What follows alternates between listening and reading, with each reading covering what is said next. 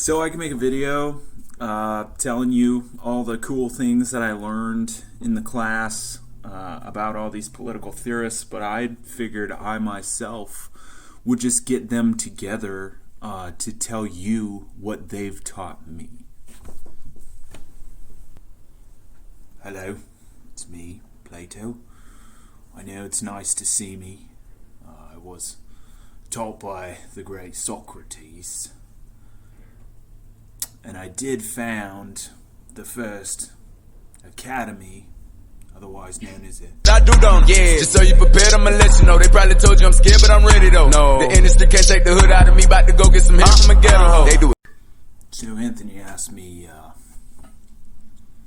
to teach you something about some of the things that I taught him. Well, I taught him about justice, and justice is justice. It is, in of itself, reason that is unnecessary to be even talked about that much. A reason that is instilled in your soul and understood by the person, and it is governed, and it is governed by three types of people, right? The producers of that city, the people protecting it, and the guardians. If you ask me something really stupid like, what are guardians, Plato? I would ask you this: what aren't not without the guardians? Aren't we without your guardians? Punk. The guardians are the rulers. They're the philosopher kings. Kinda like Socrates. I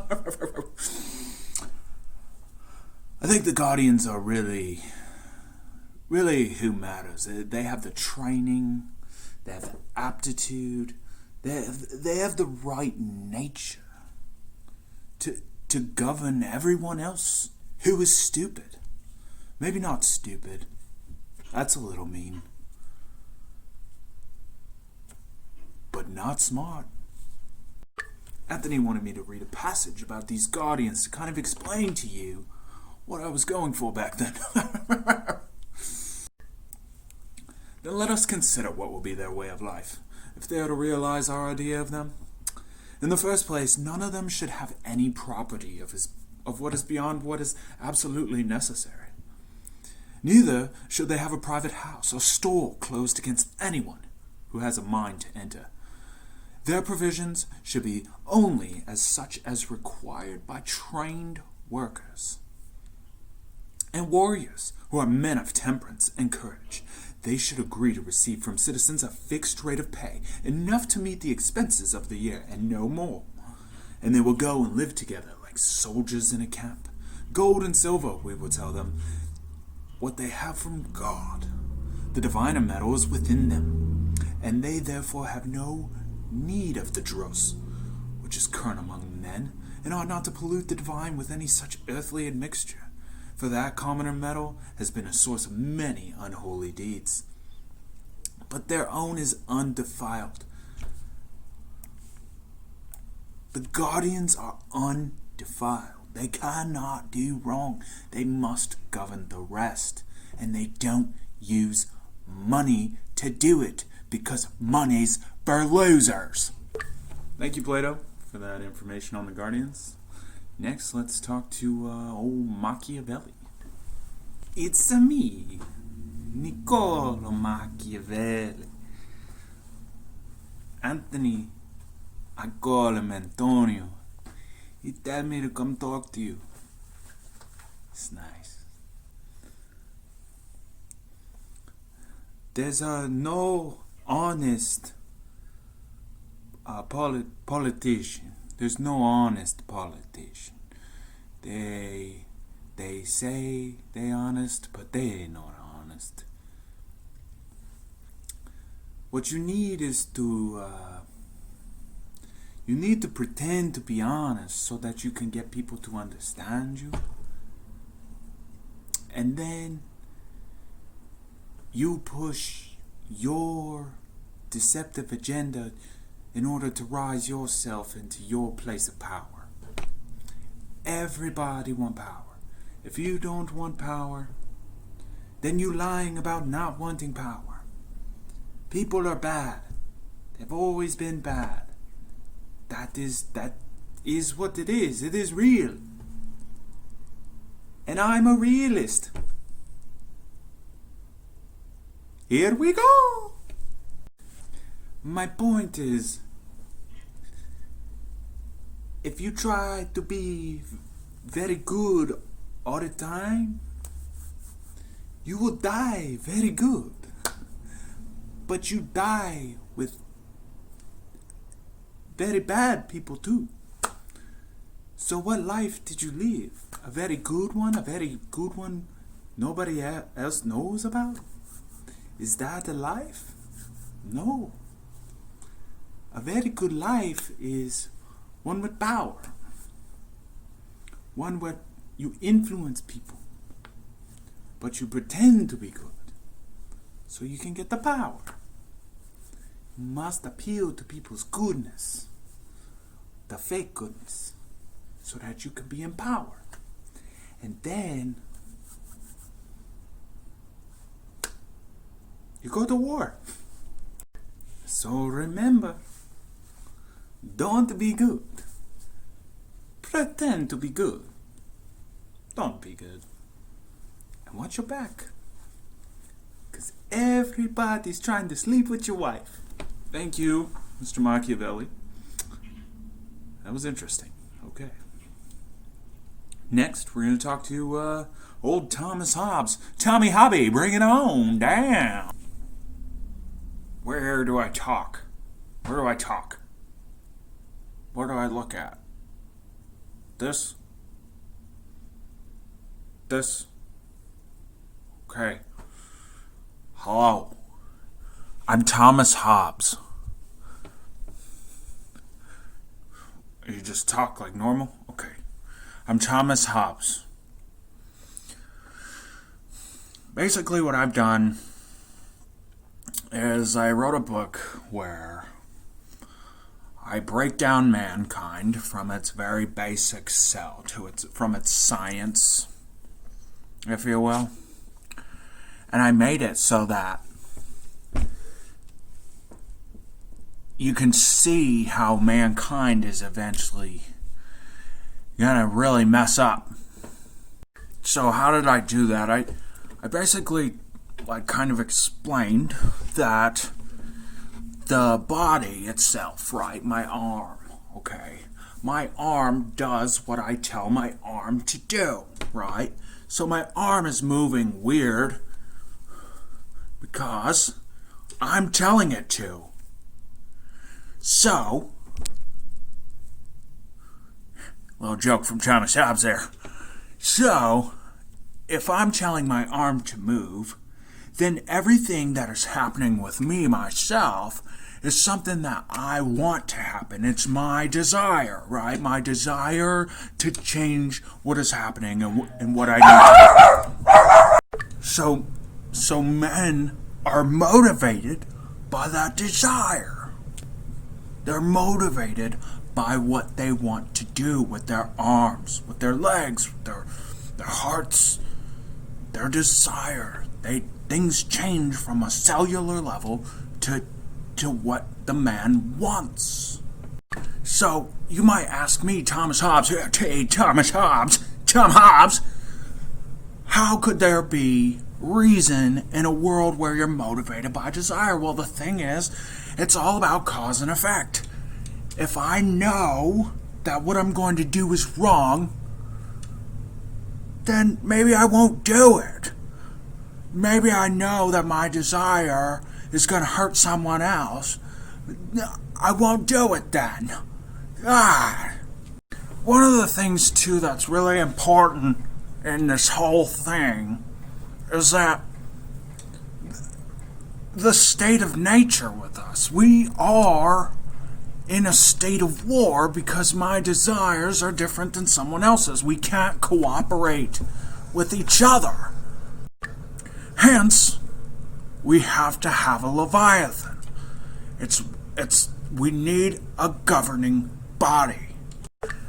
The Leviathan, a lot of people get this kind of messed up. Like, it's the sovereign, right? It's the sovereign is a political body that's going to govern us. It's going to make the decisions for us. It's gonna let you sit on your couch and eat Cheerios all day long, you little sons of.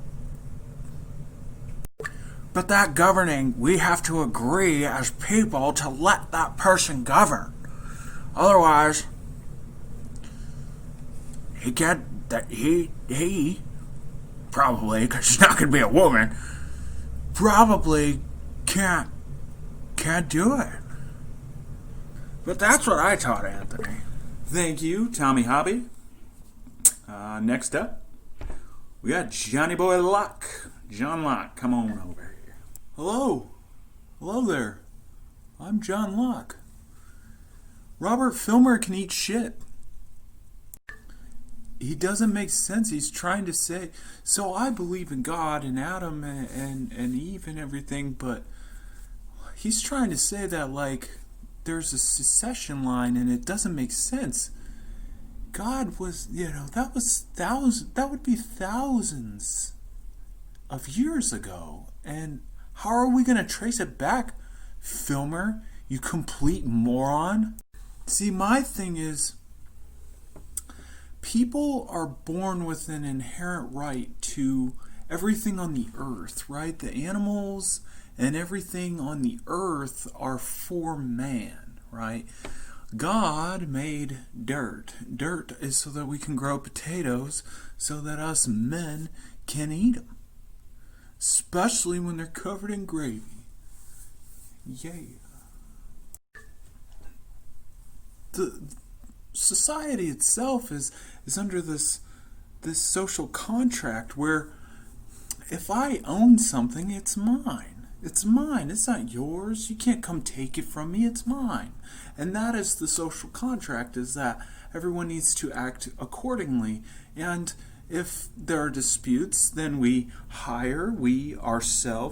decide on a government that goes in and handles those disputes. But my property is my property. I own it. It is mine now, not yours. Definitely not Filmer's. The thing that is interesting to me is ourselves. We own ourselves. I own myself. I own my own body. So my labor is owned by me. I get the fruits of my own labor because I did the thing. I got the potatoes, I was the one hired to kill Filmer. Thank you for having me, Anthony. This is a nice house. I like your Christmas tree. Very nice. Thank you. Hey, tell Fillmore to go to hell. Hobbs, that was so interesting. I just can't. Speaking of, hi everyone, I'm Kant. So, Emmanuel, that's my first name. So, I feel like humans are a little bit more than than what we are. We're governed by reason, and reason actually is what kind of helps with my book. And the categorical imperative is probably the most important part. I don't want to take up too much time. I just kind of want to talk about this. The categorical imperative is if I were to commit an act as a person, would I be okay with that act becoming a law? Because if I am committing that act and I'm okay with it becoming a law, then that act is reasonable. If I'm not okay with it becoming a law, I shouldn't be committing that act in the first place. That, my friends, is part of the Enlightenment. And that is something that you can, not can't, get behind. if you know what I mean. All these political theorists, we're about to have a brawl. Bring it on. Rawls. Gotta find the stuff. What's up, everybody? I'm Jack Rawls. You know me as John Rawls. You can call me Jack. I need to tell you something, right? All those rags to riches stories, they're bullcrap. Yeah. So, you know what those are as a diversion? They're teaching you that the people in wealth don't need to come to fruition on fixing the poverty problems that we see every day. It's bullcrap.